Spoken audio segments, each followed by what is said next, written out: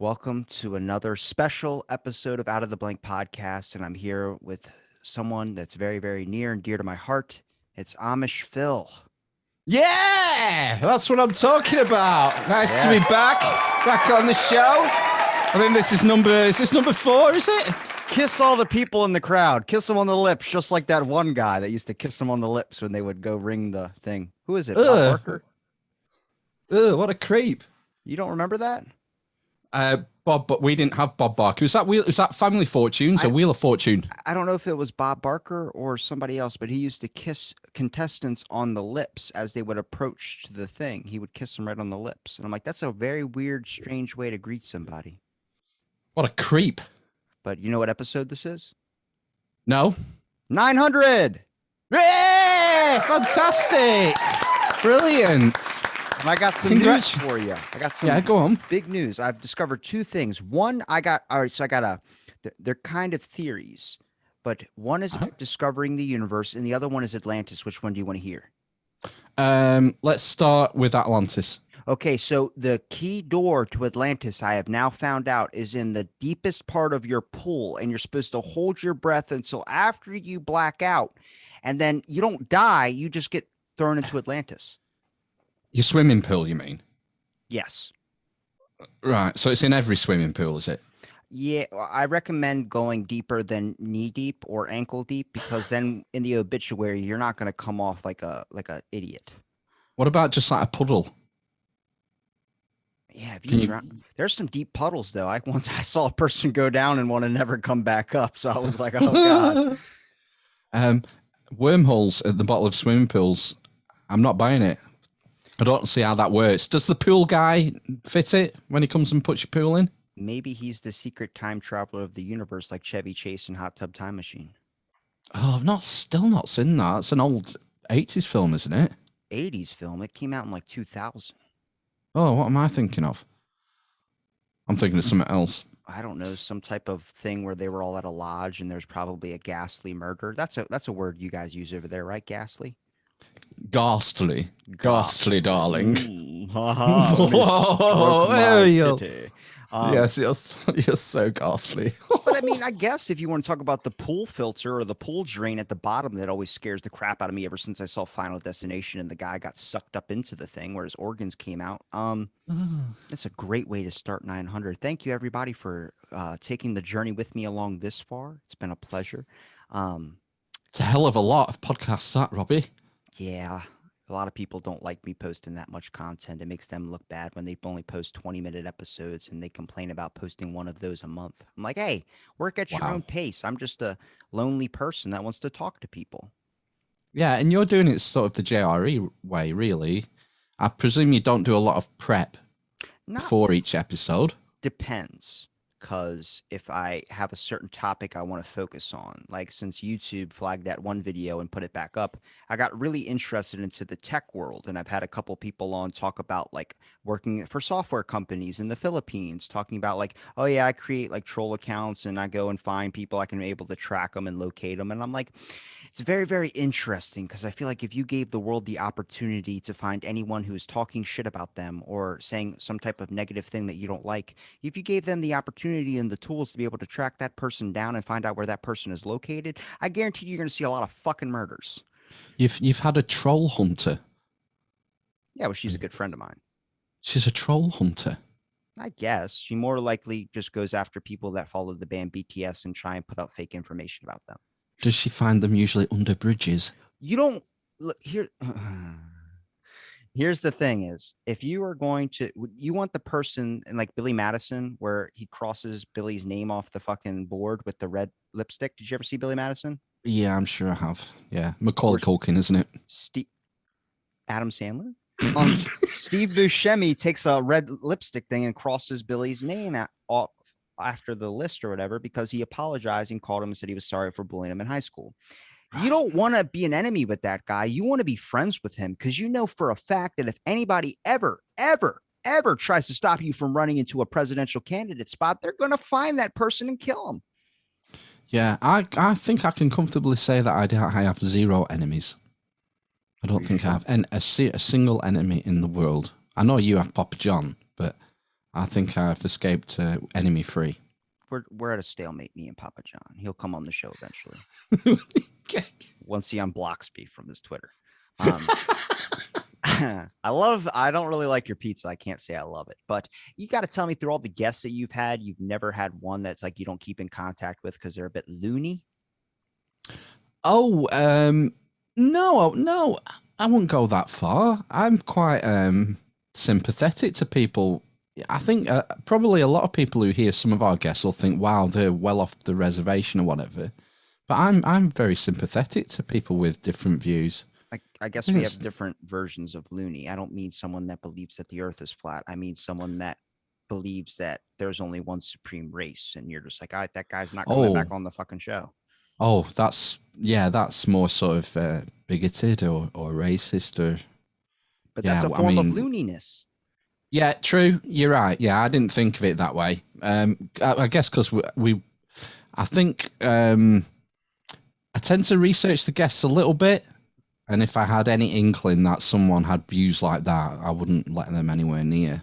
Oh, so you don't do what I do and just reach out to random people, and then you get one that's like maybe a severe social justice warrior that believes that every single person needs to apologize for the things of the past. And I'm like, oh my God, really? That's what you believe? Yes. And then they take their bang haircut and walk out the door. I'm like, I'm sorry, I love you. Come back to my show. Right. That's sort of the extreme on the other end of the spectrum, isn't it? That's why the conspiracies are fun. Yeah, we know. I don't think we've had any hardcore social justice warriors. I think I would be. I try and be quite non-confrontational with our guests. I'm just sort of, it's like an open platform and exploratory kind of conversation. And I don't know if I'd be able to contain myself if we had a hardcore SJW. I think I would have to keep pushing back all the time, and it could soon turn into like an argument or a debate, and I just don't really want that. It's supposed to be fun.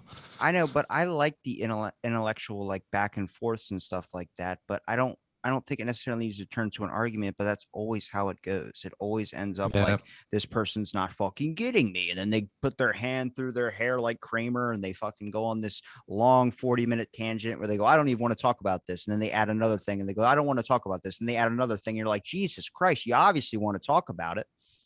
Yeah, I wouldn't mind. I'd be okay sort of facilitating. We've been asked a couple of times to set up debates between people, and I've sort of thought about it, and I'm not sure. I wouldn't mind sort of moderating in that sense.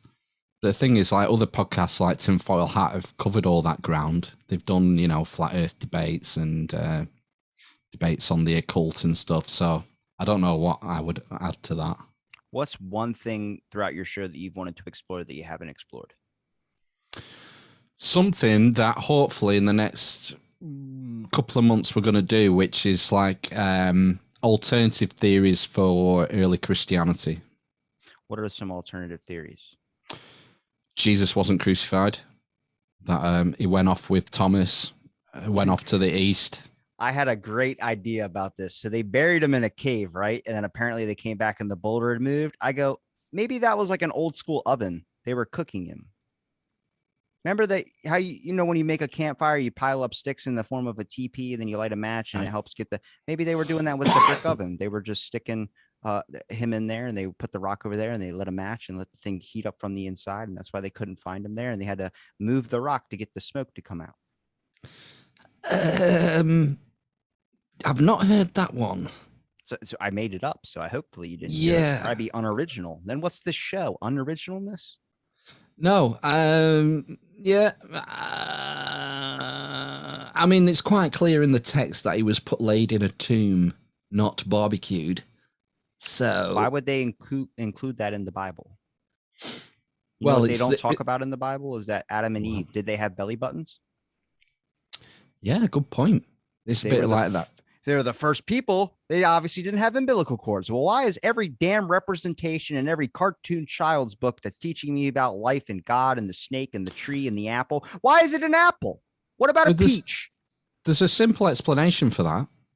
What? Right. If you're making the first, let's sort of take the creation story as it is in Genesis, right? If you're God and you're making the first viable couple, you need to make them capable of procreation. So their DNA has to have the umbilical cord for it to go into the children. Yeah, but would they Into have an Cain, umbilical Abel, cord? and Seth. Sorry? Or would they have an umbilical cord though? Yeah, because it's written in the genes of Adam and Eve. Okay, but If you make Adam and Eve without belly buttons, here comes the then debate. then there is no procreation, because there is nothing in Adam and Eve's DNA to pass that on to make a viable embryo and then carry a baby to term. Okay. There would be no umbilical cord because there is nothing in the DNA. But how do we explain maybe a couple that has a blonde-haired baby and neither of them have blonde hair, but maybe in their ancestral line they have a person that has blonde hair? It's passed down traits. So maybe they have a dormant gene inside of them that's the umbilical cord. They have hair. That's just a color difference. That's just natural variation. That's a trait that gets passed down. Belly buttons are essential. Aren't they? It's not like it's essential from when you're born because you were connected to your mother. But if Adam and Eve had just been created, they weren't connected to anything. They were made out of thin air particles. They were made out of clay. Yeah. But the point is that there has to be something when you make the first two humans. You've got to make something. You've got to have the code. How does that happen? DNA to make it work for the next generation? How are humans made? What do you mean? You did the pancaking when a mummy and building collapsing. I'm wondering what you're going to describe to me about the mating rituals. When a mummy and daddy love each other very much, and they get married, and then they do this thing called sex, and the man does a sex wee in the woman, and then the woman's tummy gets big, and 9 months later, the baby comes out of her bottom. And then you're locked down for life. So you go get a pack of smokes and never come back. Turn that into a pop-up book. Yeah. Little pictures. Do you think it would sell? I think probably. I mean, what's a mental capacity or age of a 12-year-old kid now is probably like 35. I mean, if no sleep ages you mentally by 30 years from what I found out, then maybe a child who's exposed to so much social media and so much internet exposure is probably aged to like their 50s. Yeah, you got to worry about that sort of stuff. And there's this sort of push to make sex ed go down to younger ages in schools that I'm not particularly comfortable with. It's like, why can't we just let them be kids for a bit? And let the parents, that should be the parents' job. Because eventually, after the 13th boner in the first 3 periods that they have in school, you got to teach them where that's coming from. Yeah, fine. Once they hit puberty, then to me that makes sense to be a good place to start. But not 4 and 5 year olds. I don't think they have any need to know. I wonder if like the next couple of years they're finding depression in younger and younger ages. I wonder if that also speeds up your hormone processes as well too, where eventually kids that are going to hit puberty at younger and younger ages. Your baby's going to come out of the womb and have a straight up full on like 9-inch hard on. You're like, what the hell? Obviously you weren't having sex with me because that's not from my loins. That's a disturbing thought. Think it through. We can go back to the pool one if you want. What was the other one you said other than Atlantis? The beginning of the universe, was it? Well, no, they talk about the universal codes. Like there's universal codes to life, right? Like there's the coding of the universe, I would say. And I think it's the Macarena. Oh, do you mean this is like some mathematicians or something said that they thought there was a pattern or something in the background radiation or something? I bet if we really examined that noise in the bottom of the ocean, the bloop, I bet there's like a something there. If we can find it on a deeper layer, be able to bring out the noise and bring down the distortion of it, you'll be able to find like a secret like rhythm or hum that might be the perfect thing. Like I think that's what the simulation is. If there is a simulation, I think that all these successful people just found a way. And every time I've ever heard a successful person explain how they got success, they're like, I don't know, I just found my rhythm. They always say to you, Phil, one day it's all going to click. It's all going to come together. It's all going to a rhythm. Maybe you slip into that rhythm. One day you're at a 7-Eleven. Instead of reaching for a thing of peanut M&Ms, you reach for some Skittles. You fucking hate Skittles. Why did they make a sour version? I don't know, but they did. And you picked it. Then you ate it and everything unfolded together. Next thing you know, you're creating a Tesla bot. And next thing you know, you're sticking neurochips into people's heads. And next thing you know, you're creating a squatty potty. And you're like, oh, so many ideas, so little time. And next thing you know, you end up dying because you slipped into the simulation. And that's when the clock started ticking. Wow. It's funny how small decisions can alter the course of your life, isn't it? Like a I butterfly think. effect. Yeah, kind of. Like, yeah, it depends how far back. Sometimes you can go back like 20 years in your life and you can put one slight twist of fate or one decision and you sort of work it back and you think, crikey, that's changed the entire course of my life. It's bizarre, isn't it? It makes you wonder about fate and free will and whether, predestiny, that sort of stuff. Maybe if I wouldn't have eaten that Flintstone gummy when I was a kid, that was basically like eating chalk that's been in a storage facility for 50 years and not a dry storage facility, like where the box is damp and you're like, do I have a leak in my storage facility? Um, Maybe I would have got COVID by now if I wouldn't have had those gummies as a kid. Have you not had COVID? No, No, I had a I don't dentist know. that had it and he had his hands in my mouth. So it's very strange. Did he have COVID at the time? Yeah, he didn't know. All right. Okay. Oh, I don't know. I had a very bad cough in winter of 2019. Everybody thinks And they fucking had it in like yeah, January or fucking December. I remember having this one flu I couldn't get up from. I'm like, but was it that? Like, did you get it tested? well, there wasn't any tests then. There was no pandemic. Oh, they didn't have a It's- Q-tip that they jammed up your fucking nose to be able to pull a piece of your brain out and be able to No, scan your DNA. no, this was like a month before it was all announced in China. And I Okay. had a bad cough for like 4 weeks that I couldn't shake. Did you cover And your it mouth? no, well, yeah, usually I usually do. Usually You cough say into no. You my. said no at first. I don't trust you now.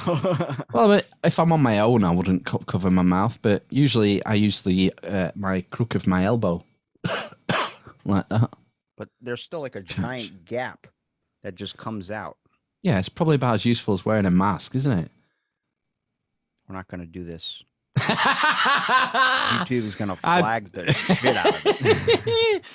So I don't know. I wonder how I can't have had it because with my job, I sometimes go into 3-4 houses a day, 5 days a week with, the great unwashed, the Gen Pop. And yeah, don't bother with masks or anything. And so I think, well, how have I not got it? I So kind of accepted it when I used a Royal Farms, which is like a gas station, really crappy gas station bathroom. And I was like, just by touching this dorm, I'm accepting anything that now inserts into my body. And sadly, I had to stay away from the glory hole because I'm not accepting that. yeah, I think there should be. What's the protocol for a glory hole? Don't look through it. Right, yeah, Gonna because you fucking might, shoot your eye out. yeah, you can end up with a glass eye or a pearl necklace. I'm thinking about something else that's going through it. Like, the hot dogs on the rollers at 7-Eleven or a gas station, but they have like a pretzel bun and then they just slip out of it. And you're like, I got to push the hot dog back into my roll so I can eat it properly. Yeah, I was just watching pretend that's that. someone's cock. They had baseball on the TV and everyone's eating hot dogs because that's like a baseball food. But the hot dog was way too big for the bun. And I'm like, this is just like, I could narrate over it where I was like, eat it, you fat fuck. And I just started going like deep into it. Like the way that they were doing it, it's just this giant, it's off the bun by like 3 inches. Easy. Well, have you ever had a hot dog at a ball game? A what? A hot dog at a ball game. A hot dog at a ball game. Thought you said you ever had a hot dog while wearing a ball gag. I was like, give me a second here. Um, no, I've never had a hot dog at a ball game. My thing was always peanuts, cracking them and then eating them. But then you threw the shells on the ground and you're like, some piece of shit's going to clean this up. And I'm like, damn, that was disrespectful. I'd put them back in the bag. Are you one of those guys who has your nuts in your hand and you then sort of No, not like that. I flick? know what you're talking about. You flick them into your, yeah. Yeah, like fist. You fist your nuts into your mouth. No, but when I was a kid, I used to take a peanut and crack it with my teeth. And then I used to open it up and take the nuts out and then do it that way. Wow. We have we have salted peanuts and we have dry roasted peanuts, but they're not in shells. Yeah, they're open. Yeah. We have those too, but they only serve that type of circus peanut at like a freaking baseball game. Right, or airplanes. Used to get little packets of them on airplanes when I was a kid. Used to be able to smoke on airplanes too. True, yeah. Used to be able to go on airplanes. I don't think I'm going to be able to go on an airplane again. You'll be able to one day. Yeah, maybe in a 3 years, maybe. I think On your give or 90th take. birthday, we'll be able to There's put you on the airplane. so many places I want to visit. Like Places on my America? bucket list. Yeah, I'd like to have a hot dog at a ball game.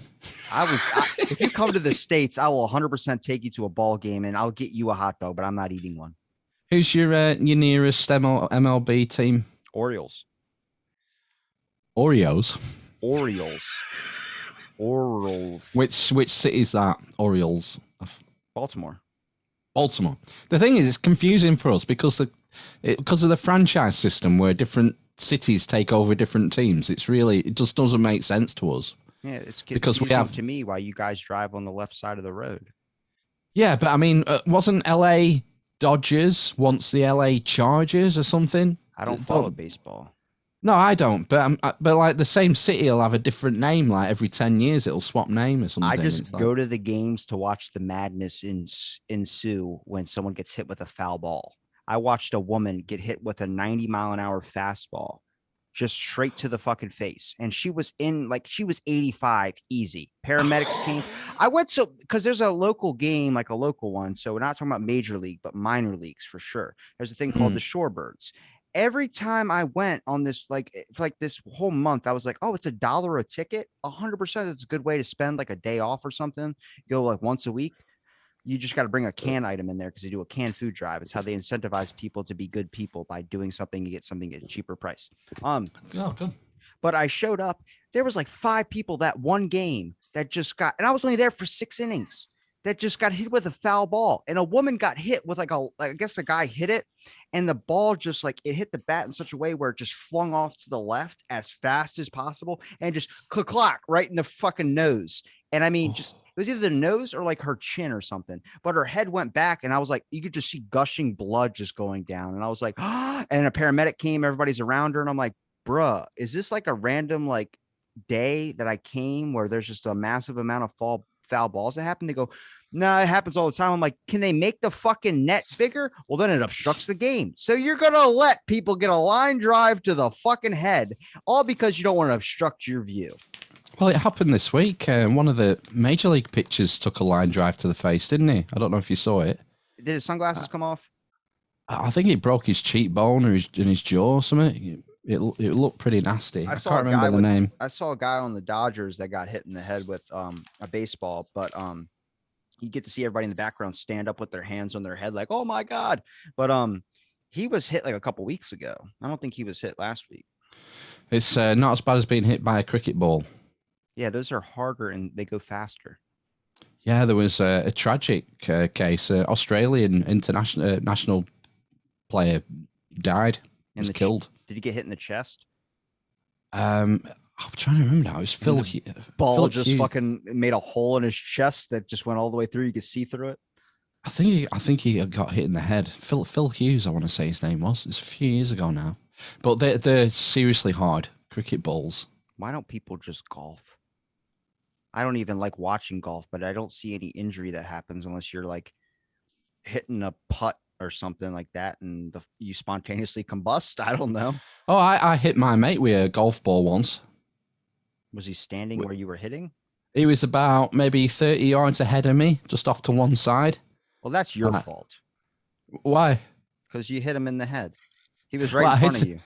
I hit him on the back of the knee. That's like hold this dartboard up while I throw a dart at it. You gotta bet that 100% it's gonna end up hitting him. Me and one of my mates, we used to Amish Matt from our podcast. His dad used to have a couple of old golf bats, not like a golf set, just a couple of old bats, 9-iron and 8-iron, and something else. And when we were like, I don't know, 12, 13 years old, we used to go on the school playing fields with like 2 golf clubs and a load of balls and just try smashing balls at the school, like from a distance, see how far we could hit it, hit the ball. And yeah, I whiffed at one and caught him on the back of the knee and watched him crumple into a pile. You're a good friend. I used to live by a golf course. So this is around the time Jackass was really big. So they Mm. did the golf course like where they had the air horn, and we thought it would be funny to go do that. Yeah. But we didn't have an air horn, so we just went over there and we screamed really loud when a person would go and putt. We'd like hide in the bushes and scream because there was nothing but trees near this golf course. So we could just easily hide in the trees.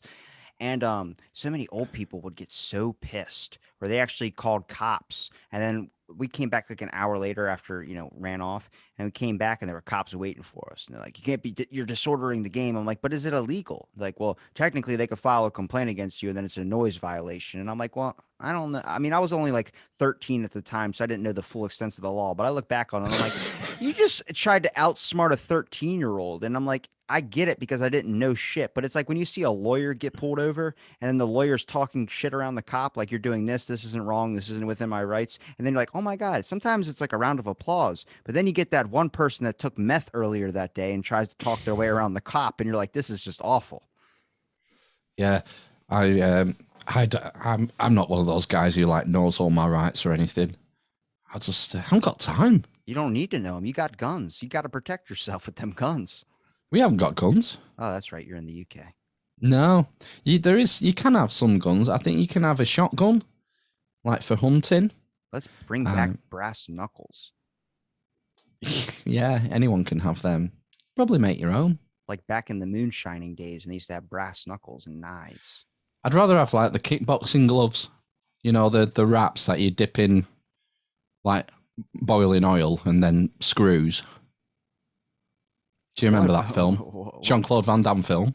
I don't remember that one. Kickboxer with Jean-Claude Van Damme. The muscles from Brazils. You saying it in a different tone is not going to help me remember the movie if I've never seen it. You don't remember the film with Jean-Claude Van Damme? Why do you sound American when you say that? Kickboxer. He was so hurt when he was fighting in the ring. No?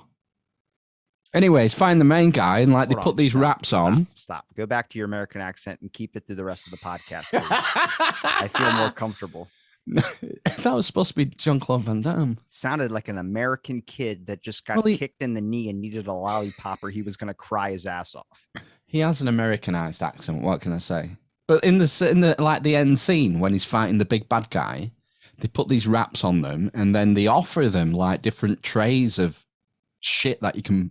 So they dip him in like glue or boiling oil or whatever, and then he dips them in glass or nails or screws or something, and that's how they fight. It's just to make the fight more interesting. I thought you would have seen it. You're not a big JVCD, was it JCVD fan? I've seen him in like a movie that I wasn't expecting to see him in, and then I've also seen him in a movie like that one where they're crashed on an island. And he's got to teach them like ways to get over it's like a corporate retreat, but they ended up crashing or their plane that's what they said. And then the plane actually eventually didn't end up turning back on. So they actually were stranded at some point. But then they're like doing scream therapy and they're all just screaming at the ocean and they're screaming into the water. And this little Asian guy comes up and he's a popular dude. I forgot what movie he was in, but he comes up, he goes, "When I was a kid, my parents would make cake and they wouldn't let me eat any. I had to practice violin." And he just screams. And Jean-Claude Van Damme wipes a tear from his eye and walks up and hugs the guy. He goes, "You did great." And then he walks him off. But he told everybody else before that they did shit at screaming. They were like pieces of shit. He was just yelling at them. And then that one guy screamed and it brought a tear to his eye and he wiped it. It was the funniest shit I've ever seen. Have you not seen Street Fighter, the Street Fighter movie with Jean-Claude Van Damme in? No. How many times are you going to ask me? Ask me in a British accent. Have I asked you before about that? I thought everyone had seen that. You were just explaining to me for like 5 minutes? No, that was Kickboxer. Okay. I don't know. How many fighting movies is he in? Does he ever all of them. Does he ever branch out of his category? True. There was a film, I want to say about 10 years ago, and I've not seen, but it's supposed to be really good. And it's called JCVD.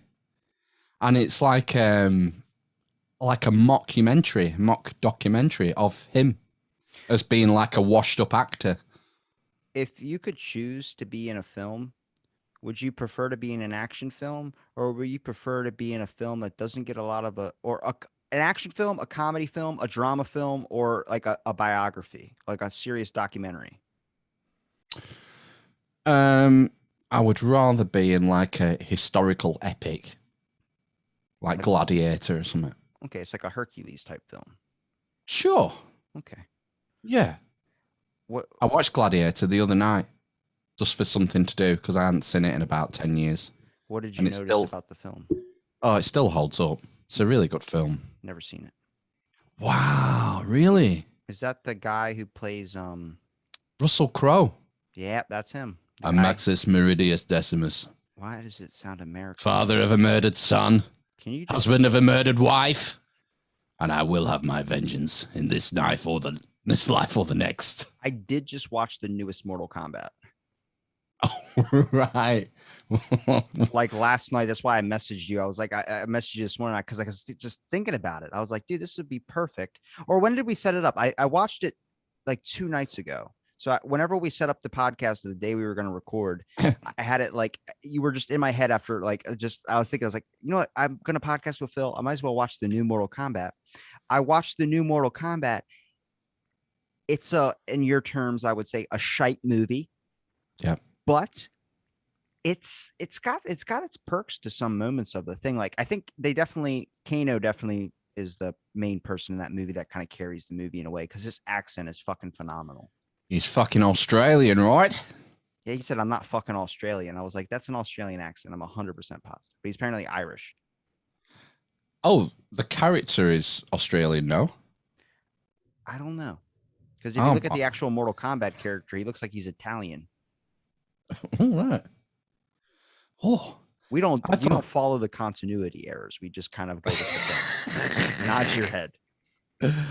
No, yeah, Australia. I'm pretty sure that was an Australian guy because I saw the trailer and I thought, yeah, he's Australian when I heard him speak. Well, I certainly wasn't Irish. I saw that one and then I saw Free Guy, and it made me think a little bit deeper about Free Guy, which is like Ryan Reynolds and like this. He finds out he's in a video game, but he was created like that whole movie. I don't know if you heard trailers for that. No. He basically like he's in a video game and then he meets people from the outside world and he starts developing a conscious. It starts to become the artificial first AI. And the game's getting shut down, so he's trying to save his world, but he doesn't realize that he's not in the real world because all he's known is this world. He's been created. He was an AI, and then he became intelligent and became conscious and started to develop his own sentience. And I started looking at it like people bring up the simulation theory. I had someone say, but whose simulation are we in? Are we in yours or are we in mine? Are we in someone else's? And I'm like, I think the simulation is adjusted to everyone. It's just one simulation that isn't necessarily your own. I think you just find ways to cheat the system, hence the Macarena, and you get to become famous like The Rock. So you think you're in your own simulation and I'm in mine? Do you not think we're connected like the Matrix where it's all the same shit? It's all that we're me and you. There is no my simulation, your simulation. It's all the same simulation. We're just a very small fragment in that one giant simulational code. Do you think you exist outside the simulation like the Matrix? I think this is the simulation is. Yeah, this is a simulation, but do you think you exist outside of that? I don't think I'm in like a Matrix thing where I'm in a body pod somewhere. No. So you don't exist. I think there are times I really think deep into thought where I'm like, if I think this much into it, would I just stop existing? Like I had a really intense dream. I've explained on the podcast already, but I had a dream I was on a ship, like a pirate ship. And then the whole entire pirate ship started like exploding because people were shooting at it. And I flew backwards into the water. So, when you're sinking backwards into the water and you're looking up, you see like the sun and it's slowly becoming darker and darker and dimmer and dimmer. As I fell into the water, I realized that the ship is going down as I'm sinking and there's people inside. So that means these people are going to drown. So I went over and punched a hole like into the hull or whatever the hole was in the hull from the cannonball and started ripping the boards out. And then as I ripped all the boards out, there was no one in there. And I just got sucked into it like a vacuum and then spit out, like just pushed, like it seemed like I was propelled. And I'm like, you know how you do like a belly flop when you fly into the water like that? Yeah. I was like flying through the water, like with my arms and legs, like in like a Jesus cross position. And I call it the Jesus stroke. And then I was flying through the water. And then suddenly I started, instead of like flying like diagonal or up like with my head up towards where the top of the water would be and my feet towards the bottom, the water shifted and there was like a wall of water coming at me, like water inside of water. And then it was darker and I hit that and I started falling, like if I was falling from space, and I hit this ground and it was like all these like giants, like what is that? We talk about it all the time, me and you. Um God, it was with our time theory that we had. The natural historical site where you said that it's all of our culture. Göbekli Tepe. No, the other one, Headstone. Stonehenge. Damn it! Why do I always fuck up on that one? But I hit and it was like a giant like stone circle, Wow. and then these giant statues like Stonehenge that were all circled around, and it was like an Atlantis experience. I ended up having a family, having kids. I was there when I got married. And then, God, how long was this dream? Dude, I only slept for like an hour, but it felt like 10 years. And that's how my dreams have always went my whole entire life. That if I sleep for 20 minutes, 30 minutes, it feels like I sleep for like 8 years. Really? You really felt that passage of time lasted like years? I watched my kids grow up. Holy shit, that's wild. And I remember opening up a door and then suddenly the whole entire like light, everything there was a person there, but I didn't see his face, and everything just shut out. Like the end of the tunnel, the light just disappeared. And I figured he just shot me. Have you always had this gift?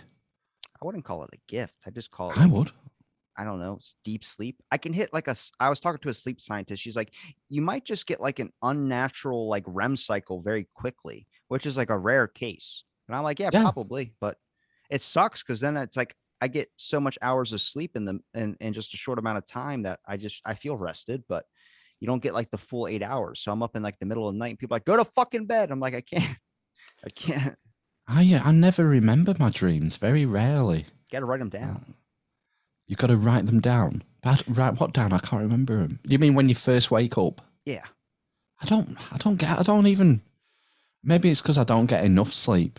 I need to speak to your sleep expert. Maybe I'm not getting enough. I don't think it's not enough sleep. I think it's maybe you've fulfilled everything in your life and you have no problems on the horizon. Because I think your dreams are natural problems that are just lurking into the back of your mind. I think it's a way of your body correcting itself by trying to bring things to the forefront that has been neglecting in the back. Like throughout human history, it's a common thing that people do of pushing something down or storing something in the back to deal with it later. But a lot of times people don't remember that later. They get like to the later point or whatever at the end of the day when they want to relax, and they don't really focus on the problems that happened at the beginning of their day. They just choose to forget about them. Well, if I don't remember them, then it wasn't important. Yeah, but then I feel like that affects your dreams. When you dream so much and get these crazy, scary dreams, like I'll get intense dreams where I'll wake up in like a panic, like feel like someone stabbed me in the heart. And I've always gotten those, but they've been super like intense where I'm like, damn, obviously you're not processing a lot of these issues correctly. Because I feel like when you don't dream is when everything in your life is okay and your mind's not in a state of critical recovery. I bet I can count on one hand how many dreams I've had in the last 2 years. Then you that I remember. Life. That I remember. 2 of them I was executed in. Oh, I got to hear one, please. Okay. I'll start with one that I can remember. I was in my house. And I was at home alone. I don't know where the missus or the kids or the dog was. Macaulay Culkin was there? No, he wasn't, no. And no, neither were the Wet Bandits.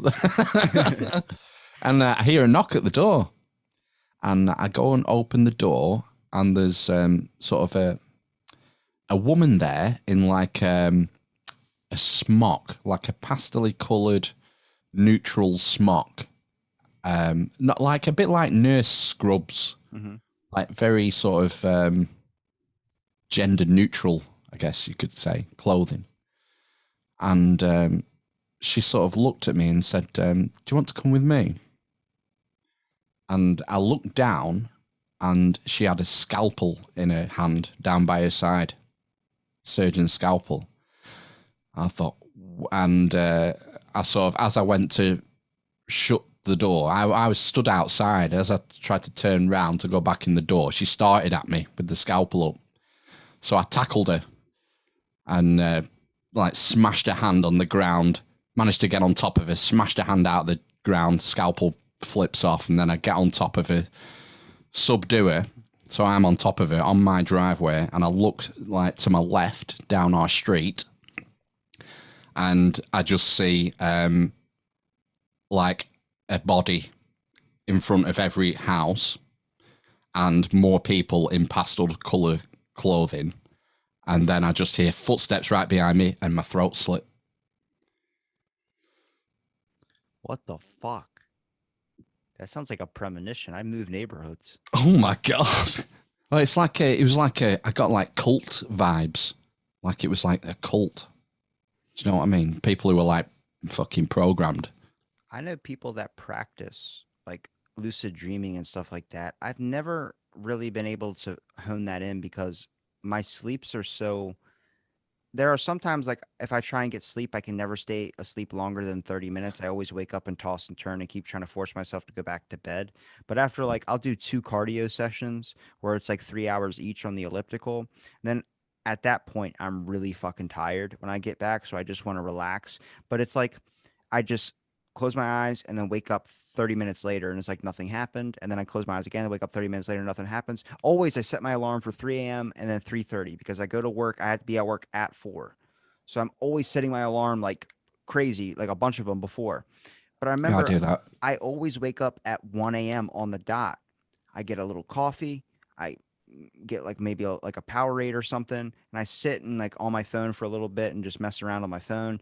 Next thing I know, I'm like, I'm really fucking tired. I can probably get like another hour of sleep. I still got 2 hours before I got to go into work or get up, and I fall asleep. It's from 2 to 3 exactly. My alarm does not wake me up. I wake up like at 2:59 before my alarm does, and I just have this super intense fucking dream. Like when I was explaining about like all I remember is I watched my family grow up and all this type of stuff. When I saw that tunnel close, what I thought it was maybe I died on the ship. And when I fell into the water as the beginning of the dream started and I saw the sun and slowly closing, like you're getting deeper into the waters, that was that door opening up. And my brain was processing for me that I just died. But I had things on my mind I needed to complete. And it gave me this whole life journey and experience. Sounds like you had a near-death experience in your dream. I don't think that's possible. I know, but that's what it sounds like. That's Sounds like like you were dreaming. I You have a died in your dream and you had an fucking NDE. I have a fucking tumor in my head that's causing these weird hallucinations, weird dreams to occur. Have you ever talked about techniques for lucid dreaming? I've looked at a few, but it's of interest to me. I don't think you're supposed to try and control your dreams because then it's like sweeping away the problems that you're not experiencing during your day. I've heard a few people in interviews talk about ways to sort of not influence what you dream about, but ways of encouraging lucid dreaming. And the only two techniques I know of, one is to look at your hand during the day, periodically. So just in your daily life, your waking life, occasionally just look at your hand and just, oh, yeah, that looks normal. Because one time you'll be dreaming and you'll look at your hand and it'll have an extra finger or it'll have an eyeball in it. Something weird. Something will be off. And that'll be your trigger in your brain. Oh, I'm dreaming. I'm lucid dreaming. And the other trigger I've heard is to knock on doorways as you walk in. So as you enter a doorway, just give the door casing a tap just to make sure it's real in your waking life. And then the next time you're dreaming, you'll go knock on a door frame and your hand will go through it, or it'll feel spongy or something weird like that. And that'll be your trigger. Whoa, I'm lucid dreaming now. Take your clothes off, Superman outfit, flying. You're off. Damn it, you need to watch Free Guy. I don't want to give it away, but Wow, could I be a Hollywood writer? Am I onto something? no, there's just like the dude started like every day is exactly the same, like kind of like Groundhog Day, but he's starting to notice it. But he's part of an AI thing, like everyone around him, and he's ordering a coffee, and he goes, "Up, 2 hot cups of espresso," and then like goes to hand him the drink, and he goes, "You know what? I want to try one of those cappuccinos." And she goes, "But you always get 2 hot drinks of espresso." well, I want to try a cappuccino today. But you always get 2 hot drinks of espresso. You always get 2 hot. It just starts repeating it over and over again. And then everyone's like, we got a problem here. And a cop gets up and has his gun. He goes, no, Officer Johnny, what the hell's the problem? And you start realizing like these people weren't, they were part of a system is kind of when you started seeing it. But then eventually that barista learned how to make a fucking cappuccino. She started to develop thoughts. And all these people that were in this computer Oh, programming in this video game started developing a consciousness and all this type of stuff. So I look at it like, wow. maybe in your everyday life when you change up your routine like how many people lost sleep during this pandemic because their sleep hours were changed. Maybe if you end up Yeah. losing parts of your routine, you end up noticing things more about yourself, or do you end up losing aspects of who you are as a person? Yeah, I think it's a trade-off, isn't it? Um, yeah, I think I'm a fan of routine. I think routines are important. I think what you said about losing sleep. I think if you, because we've had this situation over here where a lot of people they've sort of been laid off the jobs but still being paid. So they've no if you get made unemployed, in your life at some point, if all of a sudden you have no reason to get up in the morning, you'll start staying up later at night maybe, and your patterns will be disturbed, and being thrown off that routine can be detrimental. I think. I don't know. I don't know if there are positives to sort of tearing up your routine. It was kind of like this study I did in college about game addiction. The best All way, right. well, I did a study about games and violence, and I don't think it causes any violence, but I think it also speeds up anything that's already predominantly there. So, like, if you're already known to think about shooting up a store, a video game doesn't cause that idea to inspire into you. It just pulls it out of you. It just makes it and it ramps it up. It like increases it from 7 to 10. But Wow, like a catalyst. kind of, yeah. And I look at like with a video game, for instance. What was I saying? About routine, breaking routine. Fuck, I just lost it. I was doing a study. I talked about the Yeah. video game and violence, but then I was talking about something else. Damn it, Phil. You rolling up a cigar. I was trying to focus on the cigar. I was like, what tobacco is he rolling up there? Well, you're talking about people like shooters, so that they have something in them already, but the game acts as like a It was, catalyst oh, that I know what I was spurs talking them about. on. I was talking about before that, I was talking about when a lot of people talk about how can someone get so absorbed into video games. Now, I look at it like this. If you come across the general population, a lot of people that play video games every single day, we all know there's people that have a mountain of 2 liters lined up beside their computer desk. They never leave. They have like the same shirt they've been wearing for 3 or 4 days. I'm not talking about you gaming wise. I'm talking about the serious, like severe gamers. Cheeto dust Yeah, down the front. like the average, like South Park dude living in his mom's basement type thing. If Yeah. you examine why people talk about why there's so many people that freak out over a video game, because in their life they weren't this amazing person, but in the video game they're a level 90 that is seen as a god. So when they die in the game, people care about them and they really severely want like they're sad.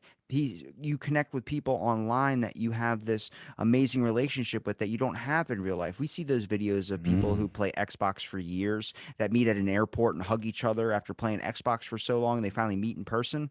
right. Yeah. You develop relationships where in your life you're a bit of a loser. And then in the game, you're a fucking hero. You're a god. And this is why Yeah. people get so sucked into these things. And that's why it's so drastic when people talk about like video games are horror, or video games are this. Now you're threatening the only thing that brings them sanity or the only thing that makes them feel like a worth person. And that doesn't mean that the video game claims their worth. That's just the perception they have in their own head. This is why Yeah. people get so sucked into these things. And that's like with the QAnon shit. It was just a bunch of people fucking LARPing online. That's all it was. It was live role playing of trying to chase down fucking invisible pedophiles on the internet. And the government started creating fake accounts for them to be able to do so. Because you're Yeah. fucking everyone wants to feel like they're doing something good. But as much as you're the hero in your own story, you're probably your biggest enemy as well, too. Yeah. There's definitely an element of escapism in a lot of these, particularly these really immersive games. Ones where you like take over a football team, Championship Manager, it used to be called, or these ones that are connected to the internet, these massive open world games. And Second Life, that was, I think, one of the first ones, wasn't it? About 20 years ago or something. and there's a famous book, Red Dwarf book by, is it Doug Naylor, Grant and Naylor, called Better Than Life. And the premise of that, it's a comedy sci-fi book, but there was this sort of VR machine that was better than life, or was it a drug like Soma? I can't remember, but it's all the same thing. It's escapism. It's like you said, a lot of people, their lives aren't going the way maybe they wanted them to, and it's just an easy out to be immersed in this video game experience where you have control over pretty much everything, and you can sort of detach from the real world. It's sad in a way, and it's potentially dangerous and addictive. It just when like because I don't ever want to take that away from someone, but I put a challenge out there for anyone to try, and I think it's a basis of the algorithm as well too. Now, I was listening to my buddies talk about like there's no video games that are kind of set out for you to be the enemy. You always end up having redeemable qualities that turns you into a hero. You might start off bad, but you end up turning good. But there's no games where 100% you're always the enemy. There's always a chance of redemption. There's always, and there's like multiplayer stories, but even in that type of thing, when you talk about Fallout, yeah, you could do bad things, but then you're still the hero in your own story. You know what I mean? But Yeah. 100% where everyone starts off hating you and not giving you a chance. There's not really a lot of games for that. But I looked at the challenge of try following every fucking rule in Grand Theft Auto. Try following traffic laws. Try following every single thing. It's impossible. People go, well, it's just boring. No, it's literally impossible. I feel like the algorithm is set up for you to do something crazy. And if you follow the normalcy of it, the AIs in the game, you're following all the traffic lights. Okay, I got to stop at the stop sign. Some dude doesn't hit the brakes in time and he hits the back of your car because his programming is to stop at a certain point. He doesn't expect your fucking car to be there because you're not supposed to be following the traffic lines. It's following the flow of everything. Everything's on its own path, its own destination. That's why you can't just, when you hijack someone out of their car, they get thrown out of their algorithm thing and then it gets put into a different thing. They usually get up and start running away. I've just been carjacked. And then they fucking run off. But you can't stop somebody and pull them out of their car and have a full on dialect with them because they're not programmed to do so. So trying to follow laws in Grand Theft Auto, everything is set for you to be fucking sporadic and crazy and do the crazy out of the normal things. So that's how the game is set up. And it kind of forces you into that position, which brings into the idea of a simulation. Is it forcing you in this giant simulation that we're all in the same exact one? Is it just forcing you to live your life and be whatever cog in whatever area or DLC that you're living in? And that DLC is your country. Your country Yeah. wants you to be a productive member of society. That's how countries grow. I don't know. I mean, it's a cool thought. I don't believe we're in a simulation, but I started looking into it more as my buddy was explaining it more to me. And I was like, that's a fucking that's an interesting one. Very interesting compared to like Hillary Clinton's a reptile. I don't like that one as much. Yeah, I mean, the thing with like GTA and current video games is that there are limits on processing power and memory and coding. There are certain limits to Moore's law which restrict the games to a certain amount of complexity. But if you fast forward 50 years, you know, if we get some sort of really sophisticated self-learning AI, you will be able to play Grand Theft Auto like that. And not just on a TV screen. You'll be immersed in it. You'll put on your suit with the little golf balls attached to all your joints and your VR helmet on, and you will be able to play it because you know, if Moore's law stands and is correct, there will be no, you know, the processing power will be massively advanced in 50 years. There'll Well, be virtually no limit. I can relate two things to you on the aspect of like why are drugs not illegal? There's always two groups of people that don't want drugs to be legal. There's people that want it to be legal because they want it to be legal so everyone's doped up and they can do some horrible shit while everyone's high as hell on their couch. Or there's the people that don't want a doped up society because it's going to destroy production. So they're trying to best to make sure that we don't have a doped up society. with Yeah. video games, I used to be on the side that didn't want video games to be so crazy good and realistic and all these types of things, because then you're not incentivizing people to want to go experience life when their life in the video game is 1,000 times better than the one that they're having right now. But now I look at that as like a gateway or a safety zone. I just don't want it to be so realistic where you lose aspect of, oh my God, I've spent 45 years in this video game. I've accomplished so much. Yeah, but it's not your real life though. It's not the thing that we're in. But how do you know if this isn't real life? Because eventually you start playing a game so much that becomes your real life. That becomes your whole entire existence, not the reality that you're in now, where you're fucking your bones don't work because you've been sitting down for too fucking long, and you get up like me after watching Avengers on the toilet for 3 hours, and you fucking go headfirst into your towel rack because your legs are asleep. Yeah. And this is this is a proper danger. This isn't like pie in the sky. This is gonna come. We can't this like progress, if you like, of this technological progression won't be stopped. All these things are going to happen. So people are going to be at risk of falling into these traps. Well, not And even what, a year ago, we were talking. I think it was you've been on 4 times, haven't you? I think so. I think it was like on our second episode we did. The biggest thing was the comedy special we talked about with the sex doll, the real doll. That was a very real, scary thing that was coming of like, what's the future going to hold? So many men and women are going to lose relationships because they rather fuck a doll than fuck their person. And now there's a Tesla bot being created, and it seems like, oh, we've kind of branched off from looking like humans to now going back to the original idea of iRobot, where you had these robots that were cool, normal. They didn't look like humans, but then we eventually phased them out to create ones that did look like humans because we like the comfortability of a machine in our house that looks exactly like us. I don't want that. I want something that doesn't look like me at all. Yeah, have you seen the latest videos from Boston Dynamics? I don't really Or know if I want to. DARPA. This robot, it's doing fucking parkour. Hmm. He's more It's like athletic than jumping. most It's like Americans. yeah, yeah. It's doing like Ninja Warrior shit on this course. It's frightening. And what's going to happen? I mean, someone's going to strap some guns to that, and that'll be the army of the future, won't it? Terminator. Be like a Judgment Day in Terminating mode, like. There's just a thing with creating life, whether it's AI or whether it's biotic or whether it's whatever we are. You look at the factor of it's eventually going to develop consciousness. And that I consciousness don't is know. see, that's the thing is what people say, I I don't don't think know. so. What your kid, for instance, they end up Mm. developing a full functioning consciousness on how to be an adult. And by the time they're 15 or 16 years old, they're already looking to swing on you. They're already looking to fucking throw a fist at you.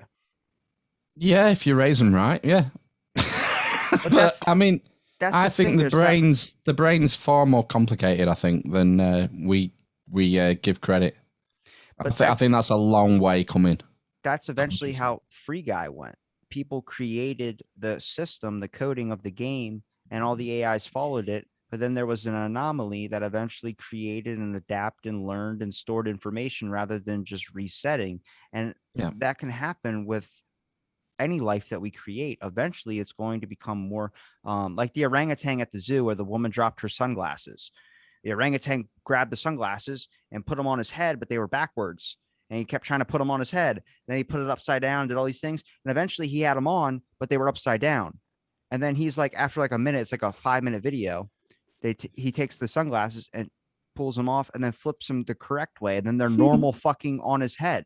And then he yeah, tries to put them on his baby. Then he grabs the sunglasses and chucks it at the lady, and it fucking flies halfway across the exhibit and lands right onto the thing where she's able to grab him again. And I'm like, that thing learned in a process of what, a matter of 10 minutes of how to properly wear sunglasses. Eventually, you're going to have the capacity when you're trying to create life that eventually it's going to find out that, like, if right now, if eventually we found out that we go past the simulation and something had created us, a god, whatever you want to call it, this thing had created this simulation or this fabrication of this world or this coding that we're in, mm.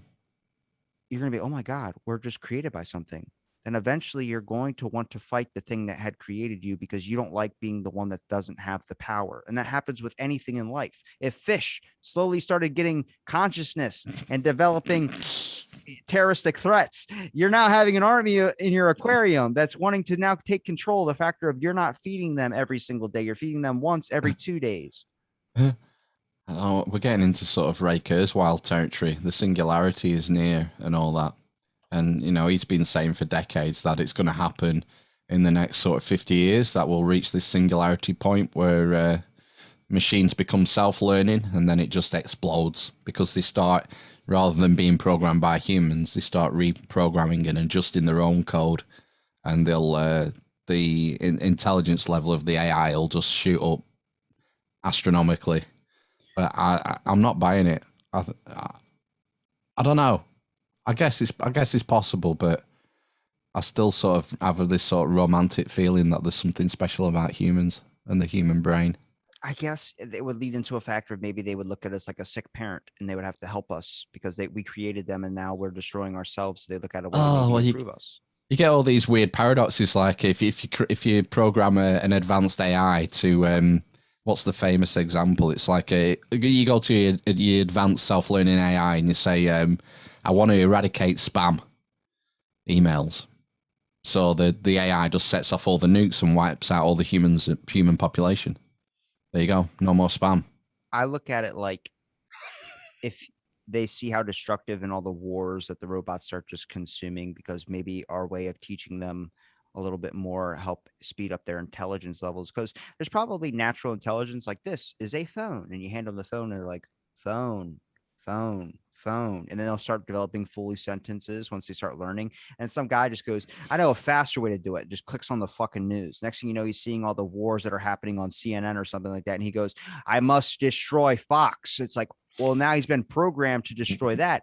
Somebody's going to speed up the process. Then eventually they're not going to know what is wrong. So technically they're doing what they think they should be doing because they don't know that that's a wrong thing to do. You're going to, it's like teaching a kid. You have to make sure that, I think as a parent, eventually when your kids just become an adult, you just pray to God he did everything you possibly could to not fuck them up. Because there's just so much that could go wrong in any instance of your life that you not even in your control. And I think with a robot, it eventually becomes like the Orville with Seth MacFarlane, where there's a whole species of robots on a planet. It's a whole race of species or a whole race of robots that were created by something. Then they killed off their creators because they realized how flawed they were. That's a possibility.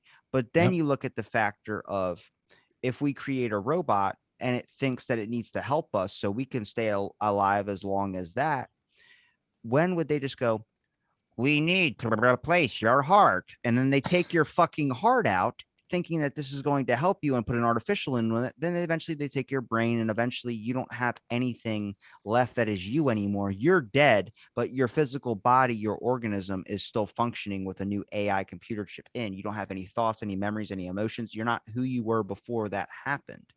And I was playing Mass Effect 3 and I was playing the game and the alien goes, it's just so hard because I know there's only 100 years left before this all goes down and it just turns into this crazy thing. And he goes, well, how long do you live? And she goes, we live one centurion, like 1,000 or whatever the hell it is. And they go, you live 1,000 years? That's got to be horrible. Yeah, it just sucks watching your species only live to be like 100 or 90. And it's like, yeah, back in the day, we used to live to be what, 20s? Late 20s. Now we're in our fucking living up to some people. There's a woman that's 119 years old. She was 45 during World War fucking II. How long until we get to that point where we're able to live like we meet another alien race? Maybe we splice DNA or we modify our DNA to modify with theirs. So next thing you know, we're starting to be living 900 years old, 10,000 years old, 50. Like Noah. You never have to fucking die. You're basically Dr. Manhattan minus the giant blue cock. Yeah, it sounds like a bit. Sounds like transhumanism. This. Yeah, I'm but sure we've talked about machine. That. We're just modding our DNA. I'd rather mod our DNA. Well, that's the same thing. It's the same thing. You know, if you start modifying your DNA with code, you know, DNA is just code, isn't it? Gattaca. You know, yeah. I think that's probably the same thing. I don't think it has to be. I don't think you have to have like metal bits in you, like your chip, Do you think that? Well, do you think it's going to happen that people are going to have a chip in the palm for paying at the cash machine? Do I you think think that's? I mean, how many people didn't think Apple Pay was going to be a thing, and that's like a common thing now. People ask about Apple Pay. Is it? Yeah. I've never seen it. I've never seen anyone do it. Yeah.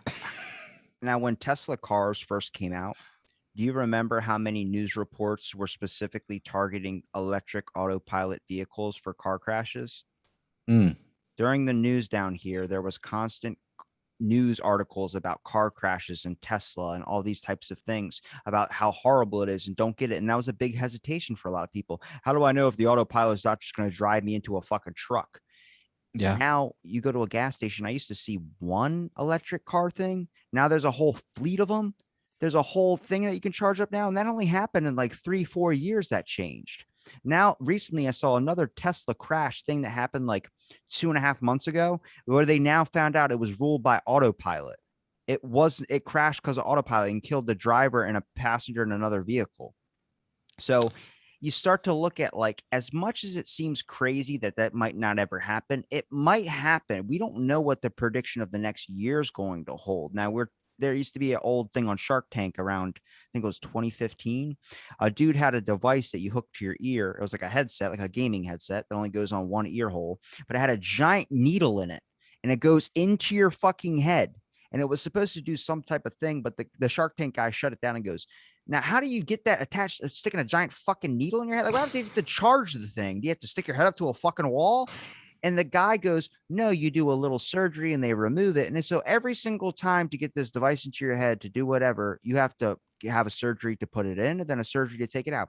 Well, it's a minor surgery. You don't even need anesthesia for it. It's like, it's a dumb idea. What did it do? What did the gizmo do? You got something. Sleep or some shit. Girl, you got to sleep. But that's like the Neuralink. It's just a constant thing that's in your head, like a forever battery that's in there. But eventually, it's going to be. I used to be against Neuralink. You knew this. We talked about this. But now I think I'm pro for it on an aspect of it senses intent when it means like you can actually tell what a person means. So we might say a joke. Someone could take that joke that we say out of context, put it on a thing, and then say, cancel him because he had this thing, then he said this. That's not what I said, though. You didn't see the full context of the joke. Intent, when someone's looking at you as I'm talking to you, I know you're a good person. You might say something for comedic effect, but you're not meaning anything that you say that could be, people could take the wrong way. You're just saying it because it's a funny joke. Like Dave Chappelle's special. He's just joking, but they're jokes you can't say that people get offended by. Ron White has one where he talks about I don't even know if I want to reiterate the fucking joke. Well, he talks about he went to a gay wedding and he was like, it was a man marrying a woman, but it was the gayest fucking thing he's ever seen. And that's his joke. But so many people in the crowd were like, oh, and I'm like, he doesn't give a shit. Like, he was a main vocal person about that during, I think it was 1998 and like the 2 years he spent from there in Hawaii. That every day he would go down to this street where a bunch of ladies would stand on the corner and he would get his dick sucked once, twice, sometimes 3 times a day. He said he was going back there every single day and he was there for like 9 months or something like that. Then 10 years later, he's watching a documentary about the transvestite scene on Oahu on that street that he would go to every fucking day. And he goes, so you're telling me 150 dudes that sucked my dick? And he goes, let me tell you this. He goes, let me tell you this, folks. A mouth is a mouth and a tooth is a fucking tooth. He goes, if any of one of those people would have grabbed my hand, I would have known, hey, man, you're a fucking plumber. Get your hand off my pecker. That's what he says in the joke, though. But you start to look at, like, he doesn't mean anything bad about being gay. He just means it's a funny joke and it's a crazy thing that happened in his life. You can sense the intent when you know who he is as a person, but anybody coming across you for the first time is not going to know these things about you. Thank Christ I got 900 episodes in the tank for you to see that I'm not a piece of shit. But you look at this type of thing, that's a benefit of the Neuralink. And I don't know if I necessarily want to get that into my head, but if that's an easier way, I think the main thing everybody focuses on, it's an easier way to like send text messages or Google Translate. Those are good messages. Fuck that. What happens when it gets hacked?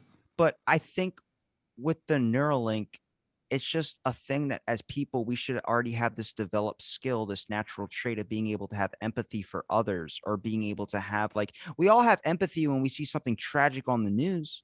You can ask anybody from any country, where were you on 9/11? They can remember it to a T. Their eyes were glued to that fucking thing on the TV, watching that shit go down. And they felt horrible for the things that happened to us over here in the States. But why does that have to be so drastic for us to have empathy for us? It's a use it or you lose it type factor. And sadly, the world has been running off of discommunication when it comes to an aspect. You're not connected on social media to a person's face. You see their fucking profile picture of their vacation in Tahiti in 2002, but you don't see their face when you're talking to them like I'm talking to you right now. And that's the big thing. I think you're highlighting a real problem, which is the lack of empathy, particularly on social media.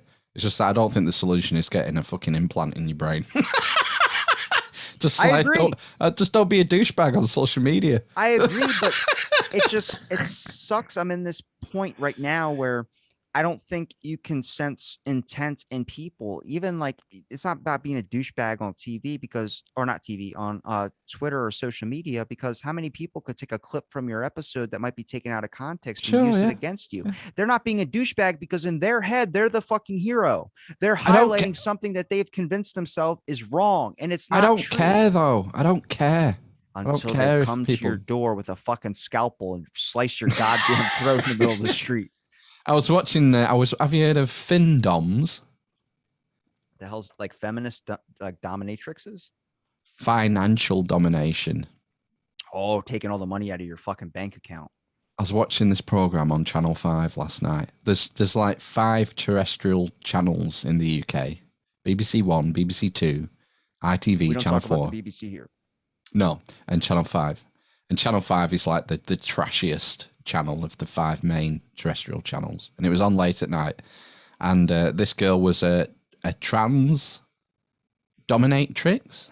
You said it like it was a question. Yeah, I'm just trying to get the words right. Not transgender. That's what the word I was looking for. This is the clip they take and use it against you. And she's got, there's a knock at her door. And she's got like a mobile phone, and she's just recording this interaction with a mobile phone. And she opens the door, and there's a guy there. She lives in a block of flats, and she opens the door onto the corridor, and there's this guy there on his knees. He's got like Adidas Samba trainers, jeans, tracksuit top, and like a white gimp mask. And the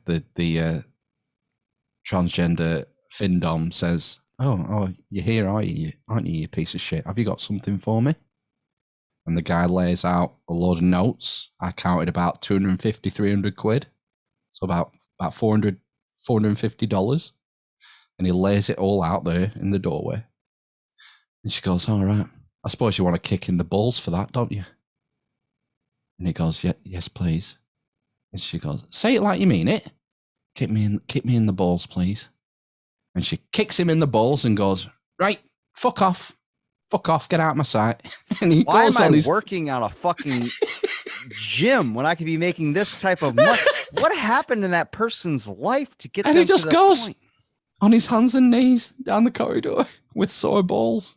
It's like in Oregon, what is happening to these people? In Oregon, there's a large furry scene down there. People that dress up as furries, and they're open about it. And I was watching a thing. A guy was taking a selfie, like a video recording, and behind him were a bunch of like people dressed up as cats in a mall, like to play cats. And I was like, is this a thing for that Broadway play cats? Like, and after they play the thing on Broadway, the actors go out and they greet everybody, and then they hang out. But all these people were sitting around in a circle in a mall, just like acting like cats with each other. And then I realized. And at the top of the screen, it says only in Oregon. And I realized, oh yeah, Oregon has a massive, massive openness about being a furry. And I'm not against that. Let your freak flag fly. But I look at it like, well, how did people get these kinks that they develop? I don't have anything where I'm like fucking insane about it. Who started it? That's what I want to know. I went to Epstein style character came out and was like, I want fucking mannequins all over the place. I went to my local Comic-Con like in the before the unspecified virus of unknown origin. Yes, please. I went to the local Comic-Con and there was furries there. It's the first time I'd seen any in real life. And yeah, it's very strange sort of kink, isn't it? I didn't realize that there was a sexual aspect to it at first. Look, I'm looking for the Deadpool booth. I asked that furry over there dressed up as a panda, but he kept saying, "Can I kick him in the balls?" So I'm curious to like, I don't know if I want to go that way yet. Maybe after lunch, but I was wondering, where's the Deadpool booth? What do you make of the OnlyFans thing? What that they're keeping sexually explicit content on there now? Yeah. Yeah, people were saying that they were going to ban it, and then OnlyFans says, no, we're not going to ban it now. We're going to keep it on there because I think they realize something. How many people make their fucking livelihoods off of showing sexual content on OnlyFans? It has now become a place of business. Now you're taking someone's livelihood away. And you think people are going to want to do that in this time of the world that we're in? So they were like, okay, we're going to keep sexually explicit content up there now. It just smacks of publicity stunt for me. Yeah, probably. They We're all just talking about it, right? This is the point, yeah. Give them a It round of applause. took a week. I mean, it's a complete cash cow. I think that it's something daft like $300 million a day goes through OnlyFans. It was never, he's gonna throw that away. I read a story about a woman who makes 100 grand every month by just showing a 2-minute video of her feet every week. Really? Just her toes, just showing the toes and then maybe dipping it into a pool and then maybe placing it on like weird scenery objects. And she just makes 100 grand doing that once a week, a 2-minute clip. And I'm like, there must be an exceptional feat. well, how do you tell they're women? Can I do that? Like, if I take I have really nice feet. My cubicles on my fingernails are fucking terrific. Your cubicles? That's what they call them. Is the little nail part is your cubicles. Cuticle. That's what it's called. What's a cubicle? An office space? That's where you work in the office. That's what we should have did. We should have took like in this episode. I should have asked you to buy a printer and then put it in, have a baseball bat, and then hit a printer while I hit a printer, and it could have been like the movie Office Space. Where we're just fed up with it. We'll do it on 1,000. Sure. I can't believe that you live near that one guy that had got his sight restored back, Chris.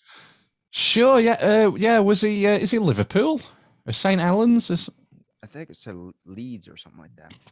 Yeah, it's somewhere it's in the northwest, I think. Yeah, down the road from us, I'm sure. Yeah, he was on national news. Wow, that's wild. 50 years, got his sight restored back. And what caused it again? What did you do? He said it started happening on the podcast. I was like, don't say I'm Jesus, please. If I'm Jesus, I'm charging more than OnlyFans. Lay your hands. The world that we're in right now, Jesus would not make more than a girl showing her feet for 2 minutes every week on a fucking OnlyFans site. Jesus would be in a lunatic asylum if he turned up today. He would be sectioned. Yeah. He would be sectioned under the Mental Health Act. He would be frozen in carbonite bath like your Han Solo to your left. Yeah. Still not finished him. Still not done the control panels. I've got one sort of prototype that I've half finished. Here. But I'm sort of not quite happy with the spray, the paint job. I think it's too silvery. It's not dark and grimy enough. I think you need a bigger room. I would love a bigger room. But, once your kid turning 18, you can knock down his bedroom and I'm not in the house. You're in a shed? It's a garage. It was a garage. Do you know what you have garage? Do you call them garage? Garage, yeah. Garage. We call them garage. It was a garage, so I cut it in half and put a wall up there and made it. So it's now half a garage, half a masturbatorium. Or a man cave. How about, I like the man cave one, but I mean, that's technically what a masturbatorium is the man cave. Yeah, it's a famous trope in the UK of middle-aged men going and masturbating in the sheds. Keeping like a sad fucking country. Yeah. Oh my God. It's not so much anymore. I'm thinking more about like 30 years ago when I was a kid. It was a cultural trope that, the dad in the family, the beaten down dad would have like a jazz mag, a porn mag in his shed.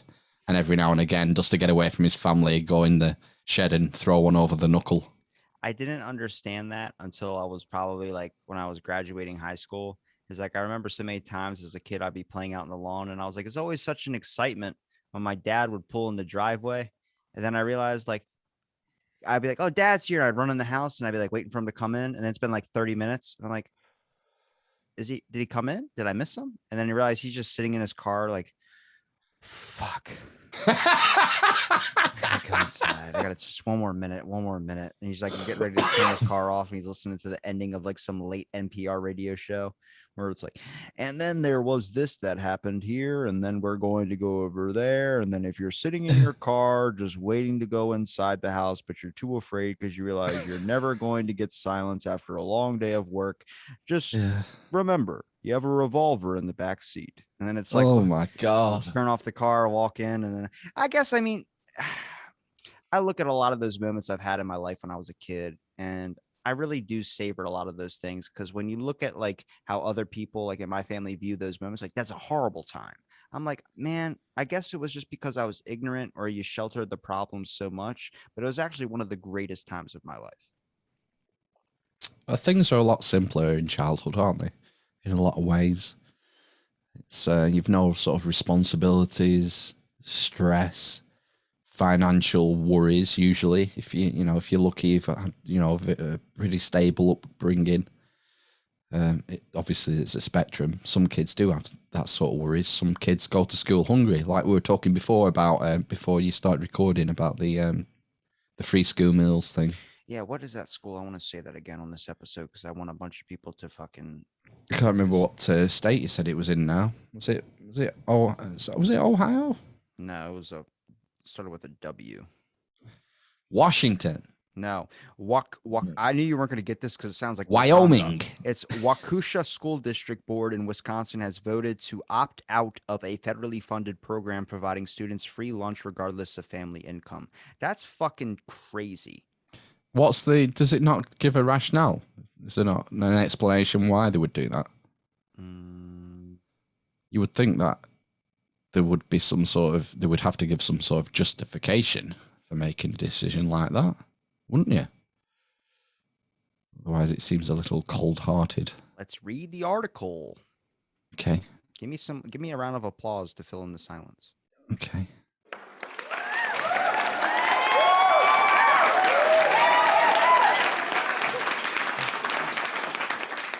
The dwarf, the cripple, and the mother of madness. Oh my God, he said cripple on my. What the hell?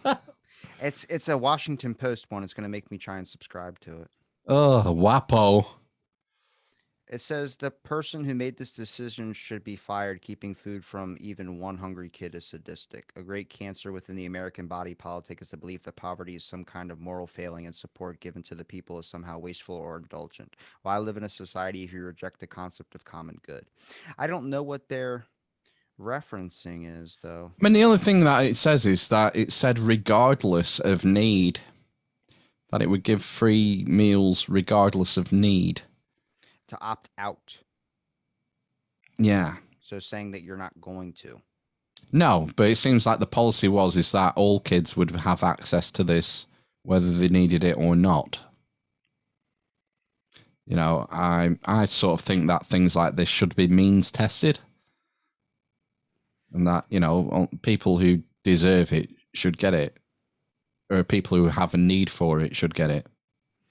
The Waukesha School District in Wisconsin is under fire for opting out of a federally funded program that provides free meals to all students, regardless of income. Earlier this summer, the school board voted to return to the pre-pandemic National School Lunch Program. This program offers free and reduced price meals to students who apply for it, and the school receives federal money for the students only. The decision to opt out of the program has angered many parents within the district. Since the school board voted in June, the Alliance for Education, which consists of about 900 parents and teachers in the area, is advocating for the district to return to the universal free meal program. School board members and other school officials feel that the free for everyone meals can produce an addiction to the service. Yeah. If you were required so they still offer free lunch. That's a clickbait fucking article. I'm a sheep. I followed that shit too.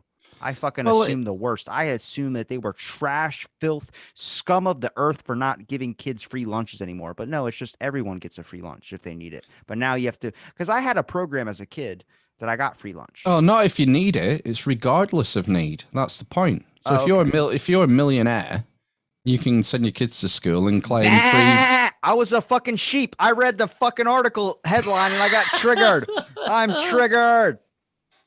Yeah, I think you could go. You could fall either way on that story. But The way they wrote it was a clickbait. That fucking writer for that article definitely got his fucking view on that one. It's like we have something called the winter fuel allowance in the UK. Jesus and, Christ. and once you get to a certain age, I think it's 65, you automatically get your paid. license revoked. Oh. No, you get paid a winter fuel allowance, and I don't know how much it is. They I think it's should not be £200. driving. Oh my God. Yesterday I was driving home from work and there was a truck that was going 75 and a 55 in front of me. And so I was like, okay, I guess I'll go up to 60 then. So I'm going 60 behind this guy. This guy's going, obviously picking up more speed. He's going way farther ahead of me now. But a truck just pulls out of the fucking vet.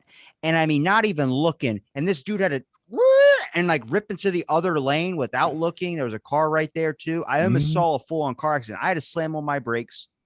My car's so old that when I slammed on my brakes, I grab like where the emergency brake is, because sometimes like I got to be careful. I want to make sure I stop on a dime rather than fucking crash into the back of this person. I'm gonna slowly go into him, and I fucking hit my hand on the adjustment. So I went from drive to neutral, the shifter. I went from drive to fucking neutral. And then my car's like, oh, I'm still braking, but it's like, oh shit, my car, like you hear it revving, like I'm in neutral. I'm like, fuck. And I'm going 55 at the time. So I'm now dropping down to like 35. And my car's revving like it's going 50. And I'm like, the car started going. I ended up swerving around him because eventually my car couldn't stop enough in time, or I was going to hit the person. But I looked behind me because I saw every car that was slamming on their brakes. And it was one fucking person. They went and they stayed, like they ended up going and speeding up. Then I ended up being behind him to get back into like the one. It's a one-on-one lane. So one lane's coming and one lane's going to go down to where my road is or where I live. And it's like 10 minutes behind this one person. They end up turning when it's a red. They end up doing so much shit that's illegal where I'm like, how old is this fucking person? And I drive by and I look and they're like 70 or 75 years old. I'm like, at this point, I hate to see your license go, but there needs to be an age where it's like, you can't fucking drive anymore. You just got to have someone fucking drive you around like a chauffeur. We have to have appointed people to drive him, like the shuttle bus that comes around that picks up all the handicapped people. Just adjust it for elderly people as well too. Sorry, you have to share your spot with a person in a wheelchair. I don't know if it's actually come in, but there was talk of bringing in a policy where once you reach a certain age, maybe 70, you have to have an assessment at the driving test center to keep hold of your license. I'm not sure whether. What? Make that age quicker. Well, I don't know. I mean, it's like, the thing is, people don't. If we're aging quicker mentally, then we need to check them at younger ages now, because I bet a 50-year-old probably has the attention span and the fucking wherewithal of a 100-year-old person. I think it's hard because people don't want to give up their independence. It's such a big part of your independence, being able to drive as you get older. Yeah. And, your family's all moved off to different towns and, you're sort of more isolated because the public transport's pretty shit in the UK. The buses and the trains and whatnot are pretty gash. So it's hard for people to give up the car. Yeah, I mean, it's hard for people to give up a lot of things, but I think eventually you just adjust. I mean, eventually it's not even going to be like, oh, I don't want this to give up this. Well, eventually you're just going to have to get it.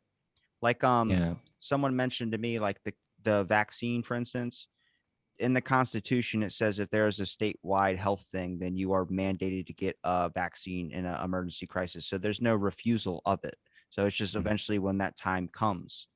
So I look at it like eventually you're going to have to do it when it all adjusts to that. And it's not giving you an option to not do so. You can stay inside your home 100%, but will there not be exemptions, like religious exemptions and stuff? I don't know about that, but I would just be like, look, I'll let you give me the shot if you tell me if it came from the lab. Just me, just nobody else. Stick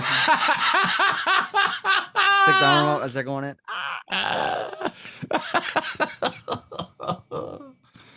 Oh dear. I'm that easy. That's so easy to please. I'm not asking for money or a Shake Shack coupon. I'm just asking for you to tell me where it fucking came from. Oh yeah. We're not doing it on this episode. It's 900. I got to be happy on this one. Yeah. The Bill de Blasio. I played clips of that on our podcast, him doing the Shake Shack. Get your shack, get your vax, and all that shit. They're doing it over here. So like Uber, you can get a free Uber to the vaccine With center. the amount of taxes I pay, I should be able to walk outside of my door onto a golden fucking street and just get in my car. And at every stop sign, someone should just come over and suck my dick. That should be what I should be offered in my neighborhood for the taxes I pay to live here. But I don't. That doesn't happen. Really? Is it what? How does it work? What's like the taxation system? Because you have things like sales taxes and stuff, don't you? We have taxes on basically everything except Yeah. I think what's But doesn't it? taxed? It's different in different states, isn't it? Because I think don't Yeah. some states not have income tax? The state beside us, Delaware, doesn't do taxes. Right. But I don't think like what are you talking about? Like if a water's 59 here, 159 here, that's $1.59. That's with tax. So then when I go to Delaware, a water's just 159 in general. So I'm like, you're still fucking paying the tax. It just doesn't add on an extra fee. Whatever you see on the sticker is the price they're giving you. It's like when you go to a grocery store and they say it's 2 for the price of 1. Well, it's 2 for $6. Okay, well, originally 1 is $3. All you're doing is putting a yellow fucking sticker on it, and then everyone else is like, oh, it's 2 for $6. No, it's not. It's the same shit. So the average person in the UK, I think you can earn about £9,000. I got stuck when I did that face. I think you can earn about £9,000 before you start paying taxes, and then after you've earned that, you pay 22% income tax, and then you pay 12% national insurance. So you pay about 32%, I think. The math is hurting my brain. And then, like you said, we've got all the taxes on different things. We have value added tax, which I think is 20% at the moment, or is it 18%? So on goods, like if you buy a TV, there'll be like a 20% tax on that. If you can choose where your tax money goes, where would you want it to go? If you could choose anything. Oh, free ponies for everyone. Who's that guy that wanted that? Mandatory toothbrushing laws, free ponies, and UFO development. Okay. Is that right? Vote for me. That was 3 things. I only asked for 1, but okay. Okay. You're an outside the box thinker. Do you not want a pony? I'm okay. Who was that one guy that was running for presidential candidate that wanted that he had a boot on his head? Vermin Supreme. Yeah, he wanted everyone to have a free pony. Yeah, that's where I got it from. You know who I would vote to be president? Who actually ran for president but didn't get it? Who? Ron White. The comedian I was telling you about. President? Yeah, the one I was telling you about earlier about the joke with the transvestite scene on Oahu. He ran for president and he was actually on the ballot and he actually got a lot of votes, but he wasn't like they're not going to let him go. He was the Free American Party or something like that. Yeah, he wouldn't be a Democrat, would he? He said he wanted to put a net over Canada to stop all those fucking geese from coming over here. And I'm like, I agree with that shit. I come across those things daily and they walk around with such fucking confidence where they're like, you're not going to hit me. You're not going to hit me. They could fly over the damn street. Hard as nails, blight swans, 0 fucks given. Break your arm. I watched a girl. There's a swan that was trending on all over the internet, like the guy who was drinking the sea spray thing and on the skateboard. Remember that? It was like during the pandemic when things were getting close to opening back up or lockdown was about to be over with over here. There was a guy skateboarding. He was drinking ocean spray and there was just a song playing. And it was like this sign of like the internet's been restored. Everyone's happy again. It's like a sign of like he got a bunch of follows, like millions of followers from that and a lot of like TV interviews and shit. But oh my God, there was a girl that was going to pet a swan and she had her mask down and the swan went to go bite her face and grabbed her mask and pulled it. And then it slipped out of its mouth and it went up and covered her mouth. And they made a meme of it saying, "Swan says, put your mask on." And I'm like, no, that thing didn't give a fuck about your mask. It wanted to bite your fucking nose off and make you look like Michael Jackson. I think the Queen owns all the swans in the UK. I think if you kill a swan, I think that's an offence. I think you can go in the Tower of London for that. Oh, did she pardon the swans? I think she owns them. There's a tower in London that they throw people in? You never heard of the Tower of London? No, that sounds awful. Yeah, it was. It's not. It's just like a museum now. But, you know, back in back in the day, the medieval period and all that, or, well, even later than that. If you were a political adversary or you were caught for treason or something, they'd throw you in the Tower of London and let you rot. Quite a famous. It's one of the big tourist traps in London. Is that what The they tower. do? The tourists go in and they never come out because they're trapped in there to be locked down forever. No, I don't think I've ever been. Do you know what the beef eaters are? Like those guys in the red costume, the red and black Oh, costume. that's what they're called? Yeah, they're called beef eaters. Yeah, and Why? they're like the guards for the Tower of London, like the royal guards. All that like weird. It's like I watched a video of Biden, and it was like the security team walking him into the White House, and they're pointing at him to I go. got hairy legs. Did you get out of here? There was all the Secret Service guys were pointing at him to walk through the door to his left, like go left, go left. And then Saw it. the one dude turned around and started walking, and the guy he kept following him onto the lawn and kept going. I'm like, Jesus Christ.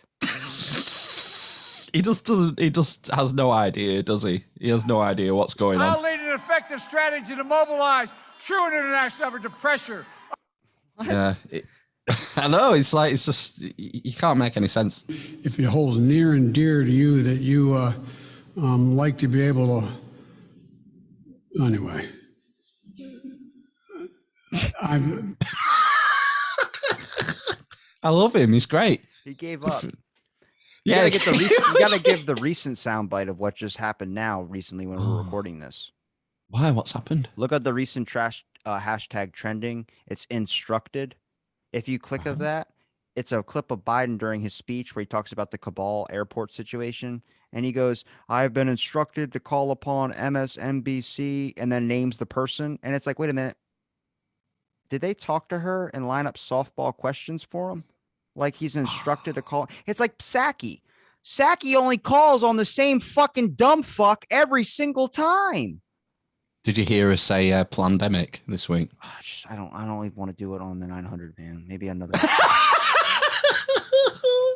Oh yeah, she let it drop. Never mind. I wish that you had to pick the lesser of two evils, and then you get this, and then I'm like, I don't even. Oh well. Let's get Tulsi Gabbard in there. I like her. She seems full of spunk. Until they called her a Russian spy, and they're like, "Where's your evidence?" Doesn't matter. You've already said it, and now everyone sees that front page headline that ran for 4 fucking days. Mind you, I think she's CFR, isn't she? She's ex-Council on Foreign Relations, so probably not to be trusted. She's from Hawaii. They can't be that bad at people. No, is she born and raised in Hawaii? Yeah. Right. She used to take trips there between all of her meetings and stuff like that on like a 10-hour flight just to get a couple hours of surfing time. You got to watch out for these fuckers who've been on all these NGOs, like Council on Foreign Relations and the Atlantic Council and Bilderbergers and all these fuckers, World Economic Forum. Is that your message to the people? Yeah, you can't trust them. Don't trust anybody. Don't even trust us. No, I'm not trustworthy whatsoever. I would trust you. But I'm not asking to be like the leader of the free world, though. I think you should be automatically disqualified if you volunteer for that job. If you've ever donated blood, you should never be president. If you've ever donated blood? Yes. How's that? What do you mean by that? Just if you ever donated blood to save another person's life, you can't be president. Why? Because you donated blood. I don't get it. It doesn't need to make sense. Just fucking agree. Oh, right. Phil. Okay. Just agree. Is this how this works? That's how the world Agree works. with me. You sound like a dictator. One. You sound like a dictator. A dictator? I get it. He's talking about clip it, everybody. Clip it. He's against gay people. No, just kidding. No, I love gay people. Good. I'm happy for you. Do you love them too much? Can you? I don't think you can. I don't know what you're insinuating. That just means you join the team. Well, that would be fine, wouldn't it, Robbie? It would be fine. No, I'm heterosexual.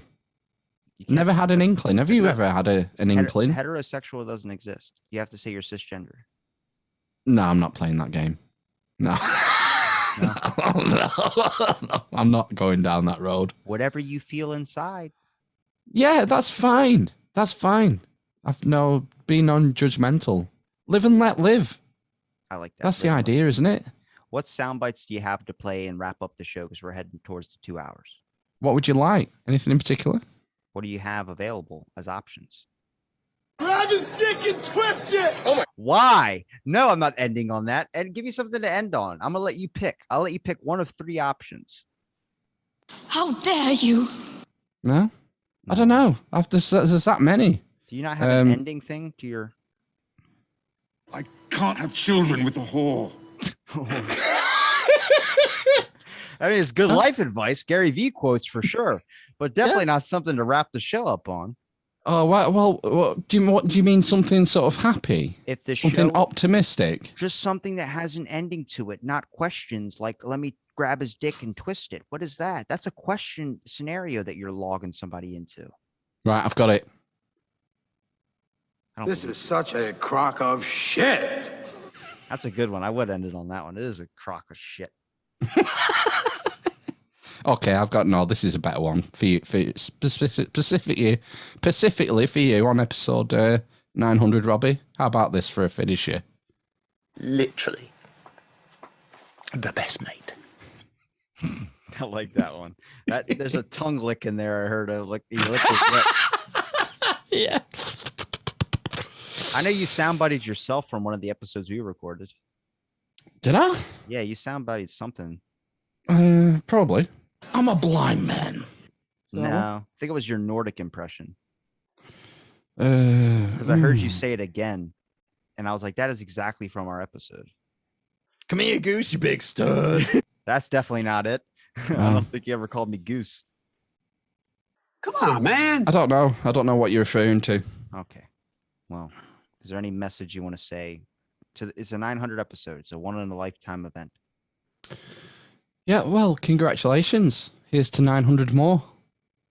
Oh, God, I hope I'm dead by then. But so a message to the people out there where people can find you, Amish Phil. Appreciate you for doing the 900 with me.